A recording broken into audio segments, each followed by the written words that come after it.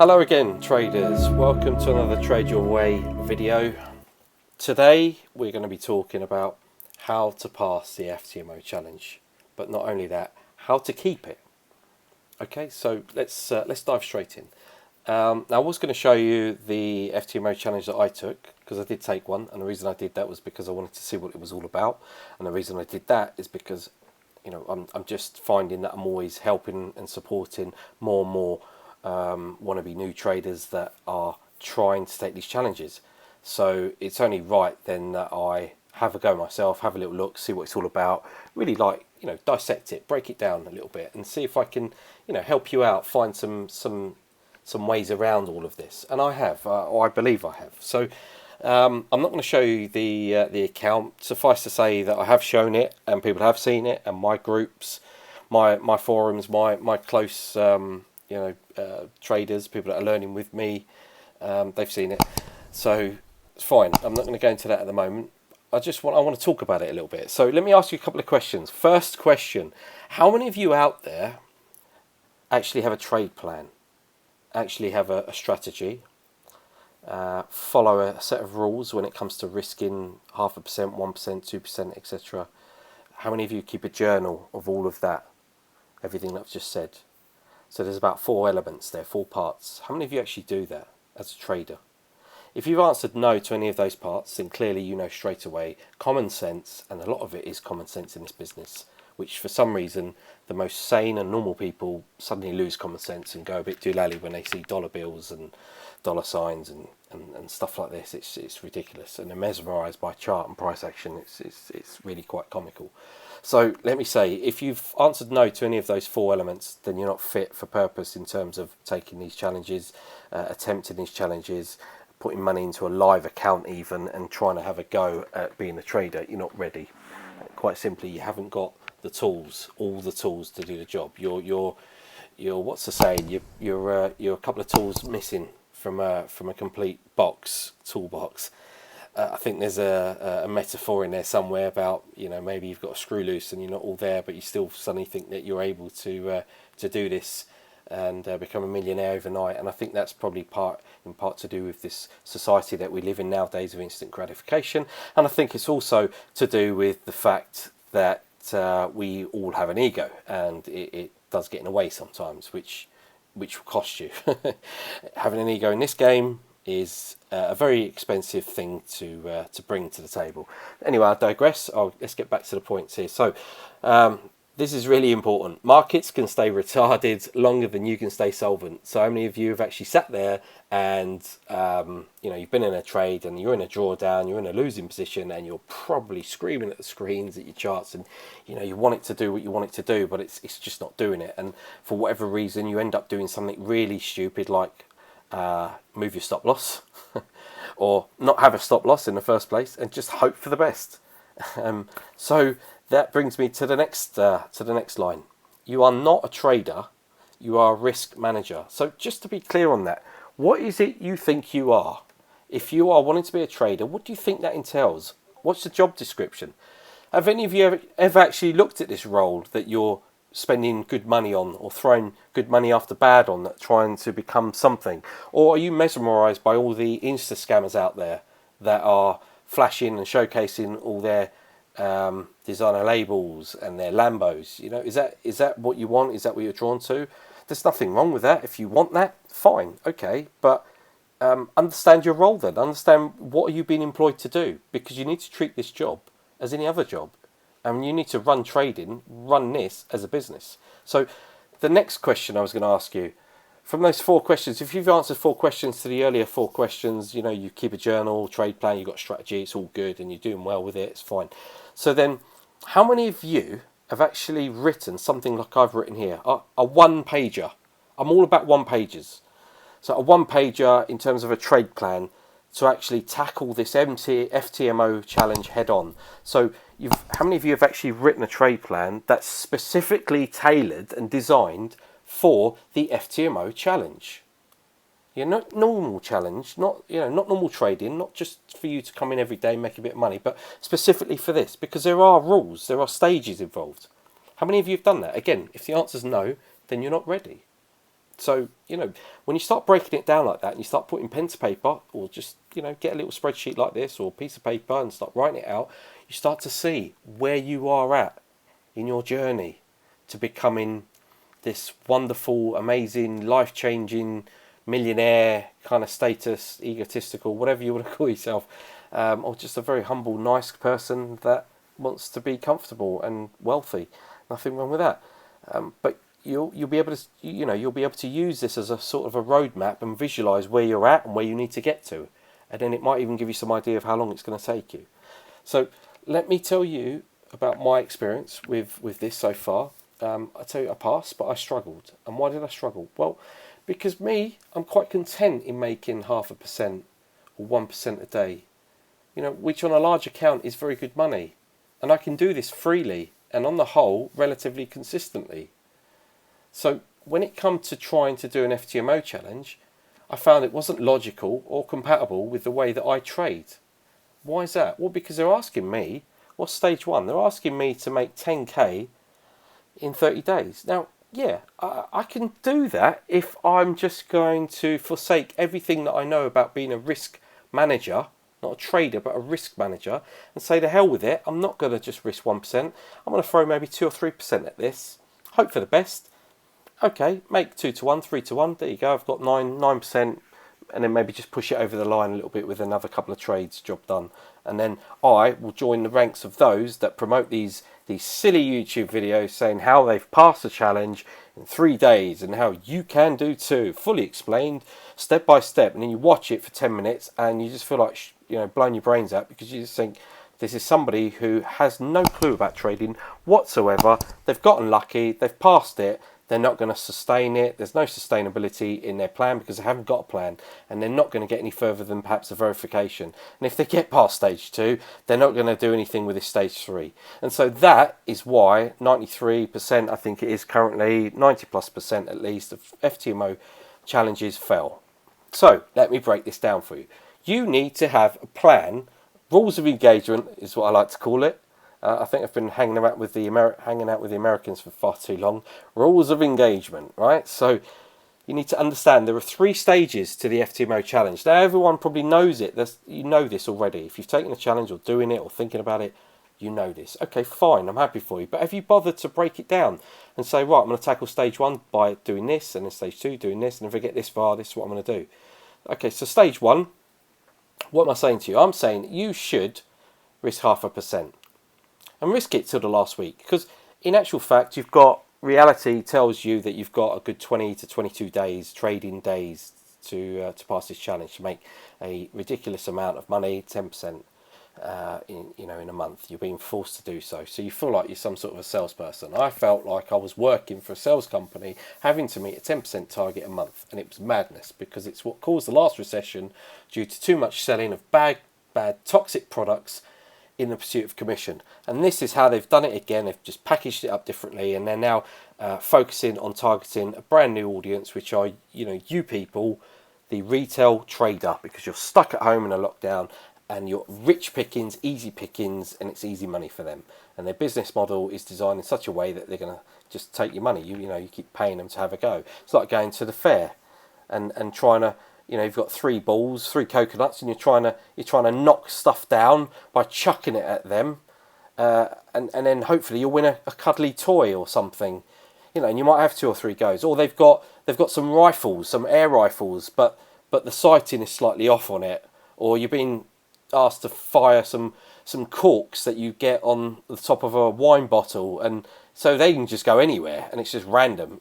This is what it's like. It's all comical. It's a joke, really. But I can see the attraction, and I can appreciate the value that if you know what you're doing, you can have a life-changing experience here. But you've got to put in the work, and you've got to structure it. So this is where I come in, and I'm going to help you with that. So for me, I struggle with this challenge because it's asking me to do things that do not come naturally, do not feel right at all when it comes to risking more than I should. But this is why I see so many young people, so many, maybe not necessarily young, I shouldn't marginalise a trader, but I should just say maybe a newbie trader, someone who's not really experienced fear, is probably still living in their mum's basement.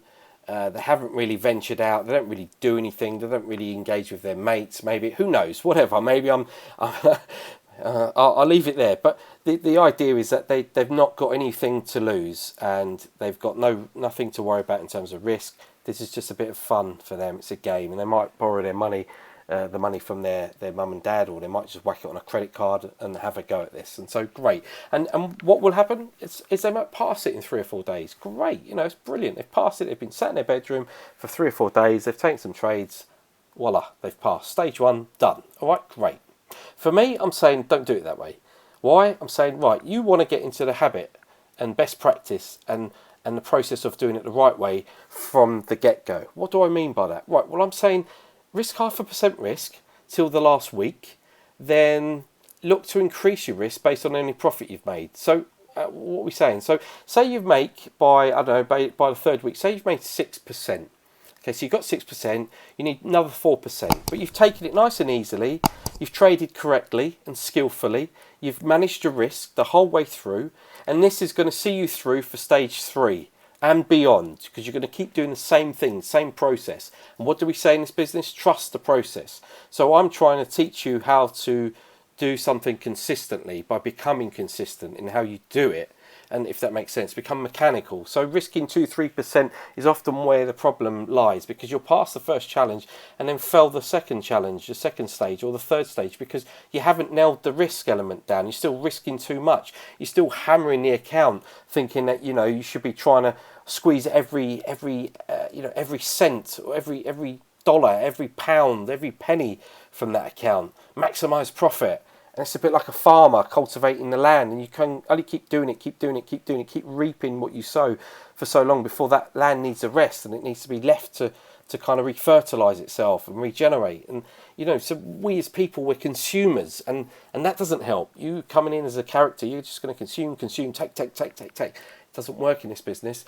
You're the one that's going to be taken. You're going to be taken for a ride. They're going to keep taking the money out of your pocket. And you're not going to be none the wiser. Why? Because you're not doing it right. So 0.5% risk. Take it to the last week. If you're 4% shy, you think that's a long way to go, then use the 6%. You've got your 6%, use the 6%. It's your profit. Use it to have a go to try and push. It won't feel right, or maybe for you think, this feels right, because you're used to risking a lot. And if it was up to you, you'd probably do the challenge and pass it in 3 days. I don't recommend anyone passing it in 3 days, and that's why. I don't congratulate anyone passing it in 3 or 4 days, and that's why. Unless you've caught one good trade and it was trending, and you managed the risk and you managed the stop loss and it all worked perfectly for you, then congratulations. Hats off to you. What I'm trying to teach you is best practice and how to manage your portfolio, manage your money for the years ahead. Okay, for the years ahead, thinking 5 years ahead, not 5 minutes ahead. So 0.5% risk, get to 6%, for example, and you say, okay, I'm going to up my risk. I'm going to risk 1% or 2% on my next few trades. Thereby, I'm going to try and do a 2-to-1 risk to reward. So if I'm risking usually 0.5% to make 1%, that's brilliant.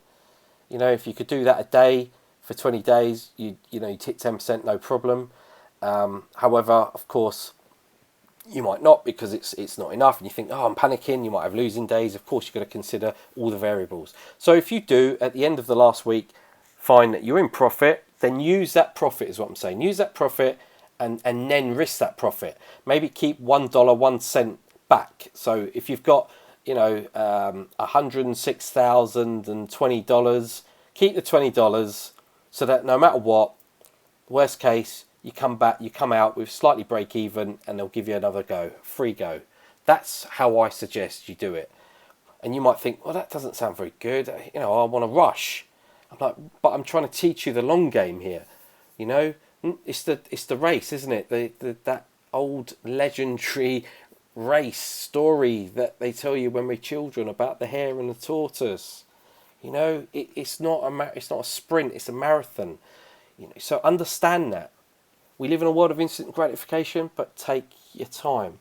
If you stick to using your strategy and ensure you journalise, you backtest, you're doing all that right, then you should be comfortable with how you trade.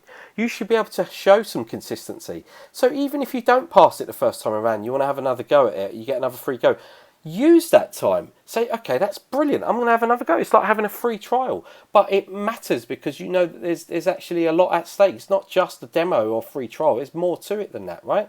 But have another go and just keep practicing. And you'll eventually get there. How long will it take? I don't know. Have you got somewhere to be? You know, is it, you know, if you're coming in with that attitude, you've no place in this industry because you're not going to last more than whatever you think you're going to last, which, you know, if you're rushing, it's probably only going to be a month or two. So what I say makes sense. I know it makes sense, okay? And I'm trying to help you. And that's where we're coming from with this. So let's assume you do push it over the line, okay? So you get like 7-8% and you have a couple of great trades where you've pushed it, you've risked heavily, you've been aggressive, which is coming back to you being a proper risk manager. You've only risked what you could afford to lose. In this case, if you had 6 or 7% on the table and you need to get 10%, you risk 3%, maybe for a 1-to-1, and then you've got over 10%. Done. Risk manager 101. That's you trading correctly with a bit of panache, with a bit of style, with a bit of understanding of what the hell you're doing. You're not all over the place. Done. Okay, stage 2, verification. Great. What's the first thing you do? Relax. Relax. They've given you double the amount of time. Double now. What's the rush? You've done all that work. The amount of people I've seen so far get to here only to blow it a week later. Why? Because they didn't slow down. Relax. Repeat the process you did in stage 1.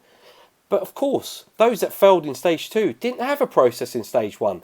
They didn't give themselves a chance to build up a process, to even take their time. They just came straight in. They've been trading a few months. Thought, oh, sod it, we'll have a couple of goes. Failed the first go, have another go, pay another $500-$600, whatever. Have another go, pass it in 3 days. Woohoo, celebration. Got there, stage 2, failed. Why? They had no process, no structure, no clue as to what they're doing. Joke. Never going to pass. You're just going to be going backwards and forwards between stage 1 and 2. Now, if you can just take take a fragment of what I'm saying to you, and some of it makes sense and actually sticks, and you think, actually, that nugget of information is going to serve me, I will actually try that. Then, you know, God help you, you're going to get to stage 3. Okay, so stage 3, you passed. Stage 3, now you are funded. Now, this is the best bit. Relax. Celebrate. You've got this. There's nowhere you've got to be. Is there anywhere you've got to be? No. So take your bloody time. All right. Number 2, take your time. Now again, how many traders I've spoken with, and I cringe. I don't want to call you traders because I don't think you're worthy of the title of being a trader. So I've tried to reword it and say, well, think of yourself as what you actually are, risk manager. But then you're not even a risk manager. If you can't get to stage 3, you're not a risk manager. You're not a trader, you're not a risk manager. You're a person. You're probably a nice person. But inside this arena, you're nothing. And until you prove otherwise, you're nothing. You can fluff it up all you want, but I can't call you anything but maybe just a very nice person. And that's fair. Okay, you've got to earn it. You've got to graft and you've got to earn it. And there's no shortcut in this. Grafting and working is the shortcut. So you've got to put in the effort. Formulate a plan, stick to it. So once you get here, relax, reap your rewards. Now, take your time. This is, again, people are failing here. They have 2 or 3 accounts they've got here and they've lost it all, or they're struggling to make money out of it. And they're like, what are you doing? Like, all of this, they've probably got lucky here, they got a bit lucky here. Now they're trying to do things for real, and it's not happening because they haven't got this in place, haven't got this in place. Stage 1 is so important. So you need to have a trade plan for each of these stages. Take your time. Don't be greedy. Risk 0.25%. Now, somebody said to me, yeah, if I got there, then I'd just be like risking 1%, maybe 1 or 2%. Make some money, baby. Make some money, make like 10 grand, 20 grand. And I'm like, oh my God, you've done all that work only then to over trade, over risk and blow it all here. You're stupid. What are you thinking? No, so if you thought 0.5% was bad, wait till you get to stage 3 and you've actually got some money in your pocket. You want to be risking 0.25%. You want to keep this money. You want to protect your nest egg. You've worked so hard to get it. You don't want to just give it away freely. What's wrong with you? Risk Manager 101. 0.25%. That's what I like to trade, baby. I'm comfortable with that. Minimum risk, no exposure. I can go and have a good night's sleep and keep positions open. I don't care. I'm not risking anything. My life's comfortable. I can go to the gym. I can go out and carry on with my day. I do not have to be staring at charts because I'm risking nothing. It's a fraction. But what will I make if all it comes? If I keep winning consistently? And believe you me, I do win consistently. You know I do. Get these fantastic entries. Why? Because my risk is under control. It doesn't faze me. So I'm not hindered by, should I take this trade? Should I not? Should I enter? Should I not? Or am I going to lose? Who cares? I'm not going to lose much. So then you start seeing the results. And it's amazing. It's life-changing. All because you have become and taken up the gauntlet of becoming a risk manager. Now, I'm not going to go on for much longer, so I'll spare you your ears. Suffice to say that once you're here and you're risking 0.25% on a trade, you're building up a nice little nest there and you're making some money. If you make 2 or 3 grand in your first month, you've done very well. Now, what are you going to do with that money? Do not touch that money. Do not touch it. Do not withdraw that money. Do not start buying, putting deposits down for expensive items and putting it and start walking around Lamborghini showrooms. Do me a favour. Do all that just for that. Then clearly, forget it. You're in the wrong business. You need to be some sort of a drug dealer or something. No, I'll take that back. Shouldn't say that. Probably get barred from YouTube for saying stuff like that. Don't endorse it. Very naughty. Won't say that. We'll have to edit it out. Anyway, build a buffer for the rainy days. Build a buffer. What do I mean by that? I mean that you need to keep the money in there for 2 or 3 months. At least 3 months, I'd say. 6 months. Don't touch it. Compound. Compound your money. Has anyone ever talked about compounding? Have you ever heard of that phrase? Has anyone ever said that in front of you? Any trader? Compound. What does that mean? Well, it means grow your account. Grow it.